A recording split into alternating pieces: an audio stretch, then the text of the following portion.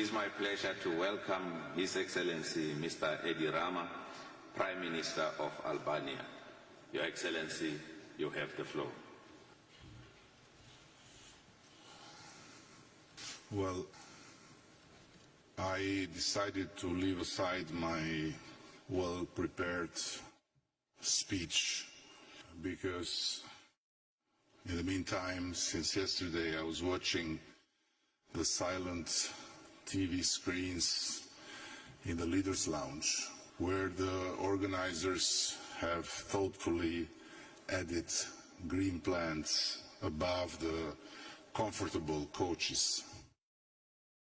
People there eat, drink, meet, and take photos together, while images of voiceless speeches from leaders play on and on and on in the background. To me, this seems exactly like what happens in the real world every day. Life goes on with its old habits and our speeches full of good words about fighting climate change, nothing. Worse, as the UN Secretary General emphasized yesterday, carbon emissions actually increased last year from previous COP to this COP instead of decreasing. And ambitious goals are once again postponed in a world increasingly confused and deeply divided. I come here from a little country in the middle of Europe, Albania, where we are proud to have 100% renewable energy production. But what does it mean for the future of the world if the biggest polluters continue business as usual? Far be it from me to lecture anyone. After all, we are used to being lectured, not to lecturing others.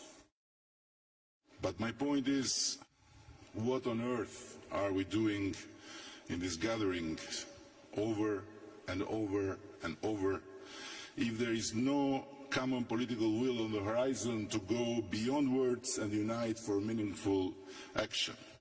And adding insult to the injury, some major and minor players even boycotted this annual global event. What does this mean? For a long time, we Albanians lived under the curse of a brutal history that left us in complete isolation. No individual rights, no freedom of movement, no hope for the future.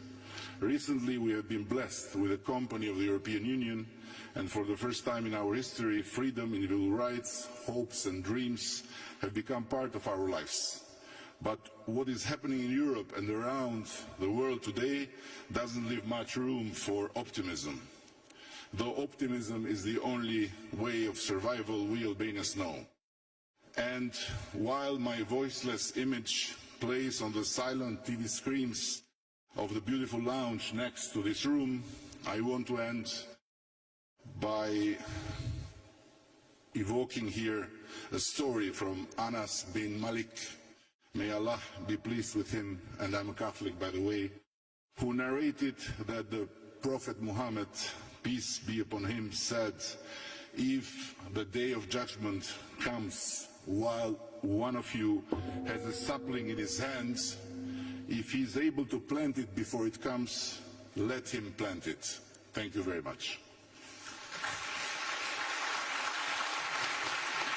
Thank you, Your Excellency.